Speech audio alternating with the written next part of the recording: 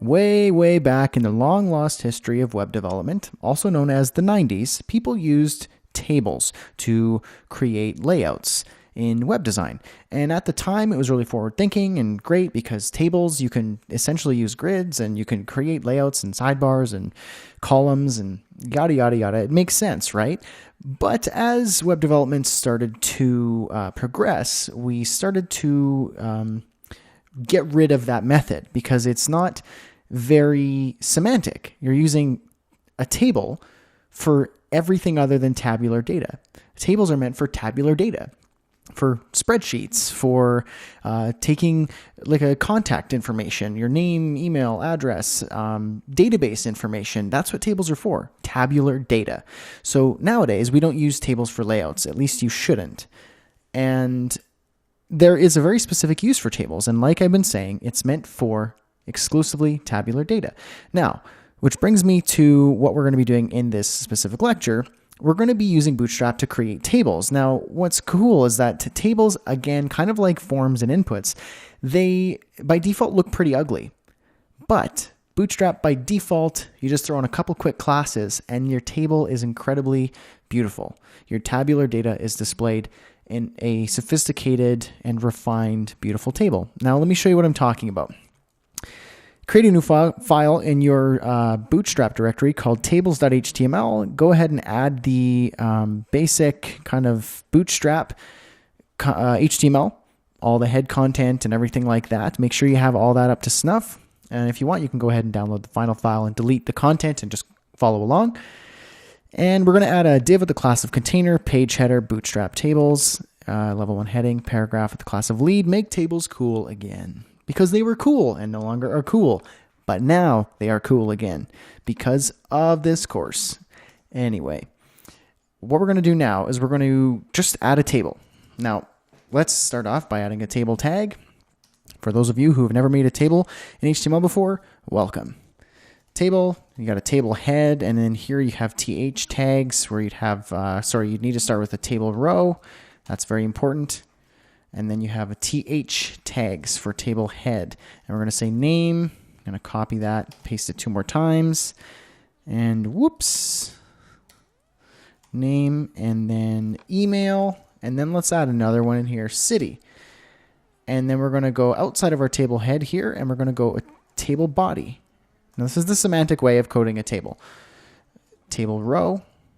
And inside of our table row, you have to have table data tags, TD tags. So Jim, let's go with fake email here, jim@email.com, and Jim's city, let's say Yellowknife, my hometown. That's not how you spell it. There you go. And I'm just going to copy this row, paste it 2 more times, and change the information just so I'm not typing out stuff I don't need to be typing. Breton, and this is going to be bgirl at whatup.io. Whatup.io, and she is going to be from Kahului in Hawaii. And then Lenny, she's going to be Lendog. There we go. Whoops. Lendog at website.com. Jacksonville. Okay, so save that and let's just see what it looks like by default. Let's see if Bootstrap does anything cool. Nothing. Other than remove the styles, which is actually smart because the default styles for tables are really hideous. And let me just show you. I'm just going to remove the Bootstrap style sheet here.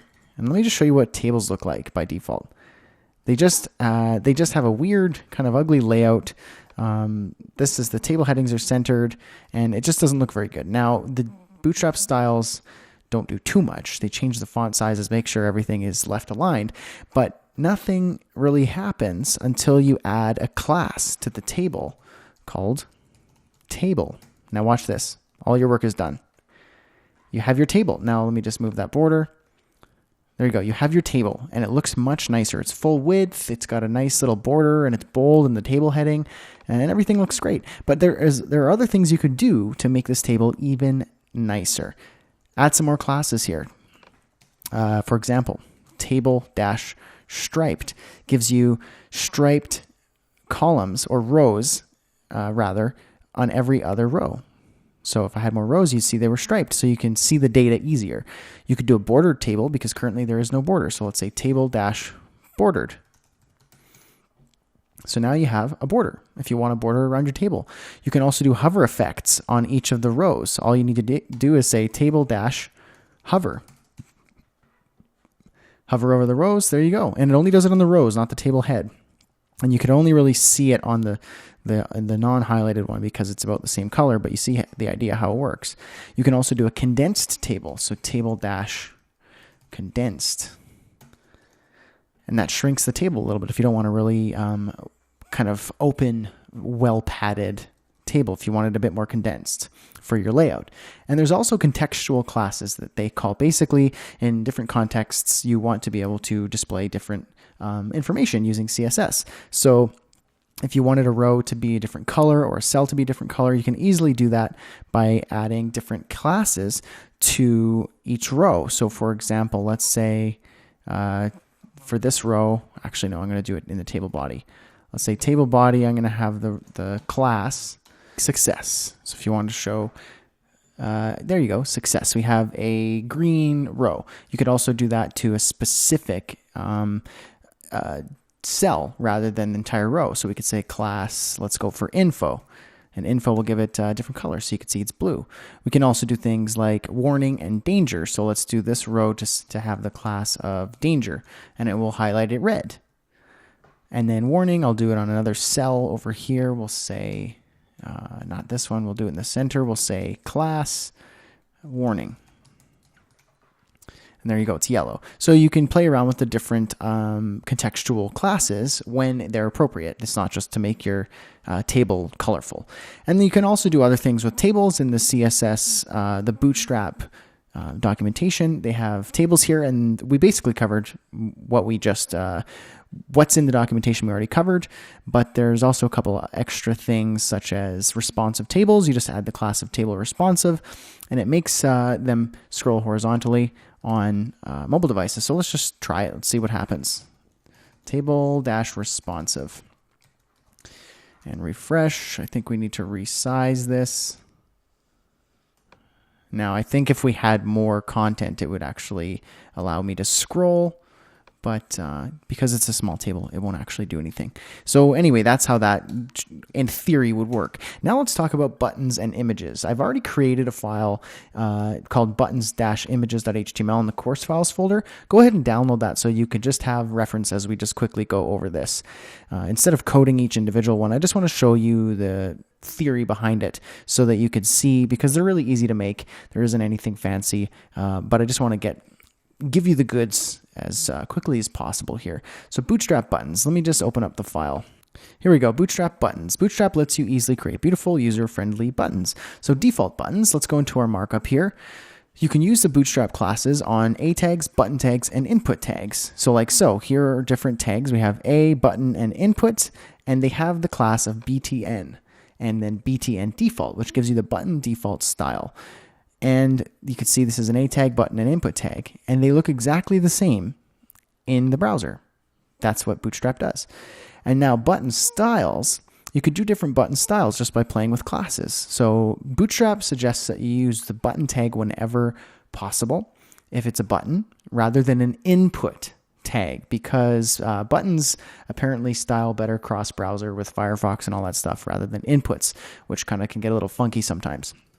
Up to you. So buttons, you can do the standard button, which is the button default class. There's also the button primary class. There's a success positive action color button, which is button success, button info, button warning, button danger, and then button link, which looks like a link. This should say link, and behaves like a button. So let me show you those in the browser here. So you have default, primary, success, info, warning, danger, and link. And they have their own, let me get rid of that highlight there. There you go. They have their own default kind of built-in styles that Bootstrap lets you do. And so they hover, they have active states, and they're all kind of built in, so you don't have to worry about any of that. Now there's also button sizes if you want your buttons extra small, small, or large. And those classes are very easy. Down here in our HTML, we have button sizes. button XS, so BTN-XS for extra small, BTN-SM for small buttons, and BTN-large for large buttons. And those, again, they look like this: extra small, small, and large. And you could use any of the button styles and any of the tags to be able to create these button sizes. You also have block level buttons, where you can have the button be the full width of its parent, so a block. So here we go, block level buttons, we have BTN-block, and that's all you have to do. You just add the class in the group of classes that you've already added for your buttons. And that's basically it for buttons. I just wanted to quickly go over that because it's so easy. You don't really need to learn a lot. You just need to know those few styles, and then you can go out and already start using those classes. Now, images, again, very, very simple. There are a few cool things that you can do with images. You could do responsive images, and by default, they're non-responsive. So let me show you what that looks like. I can resize my browser here, and you can see the responsive image is changing size, but the non-responsive isn't. So you can see the responsive image is staying the full width of the container, and non-responsive is staying the exact width that it was by default. And so to create the responsive image, you simply have to give the class on the image img-responsive. And then the non-responsive, they don't have any classes. The other thing you could do is quickly create image shapes. So image rounded, image circle, and image thumbnail. Those look like this: rounded, circle, and thumbnail, which has kind of like an outline, like so. If you want to create image shapes and styles really quickly without having to do any CSS. And that's what's really cool about Bootstrap, is that you don't have to do too much CSS. Now, don't get me wrong, I love CSS. It's probably my favorite web language, but I don't want to do it where I don't have to. I want to do it for super custom things. I don't always just use the default Bootstrap styles. They're just there as a framework for me to play with. And that's what it's really there for. It's not there for you just to use verbatim and just create a totally Bootstrap style site. In fact, I have a lot of students asking me when I create a site, a course that's about or kind of focused on Bootstrap, like my Bootstrap to WordPress course, they wonder, are my sites just going to look like Bootstrap sites? Because I don't want them to, because they look bad. And the honest truth about that is that they only look bad when people who don't know what they're doing. Because anyone can go in, copy and paste the HTML and just call it a website, call themselves a web developer. But a true web developer and web designer knows how to customize it, so you would never know that it's actually a Bootstrap site unless you viewed the source and you could see the classes and recognized it from using it yourself. So those are the Bootstrap buttons, images, and we also played with tables. We're going to be doing more Bootstrap coming up. Hang tight. See you there.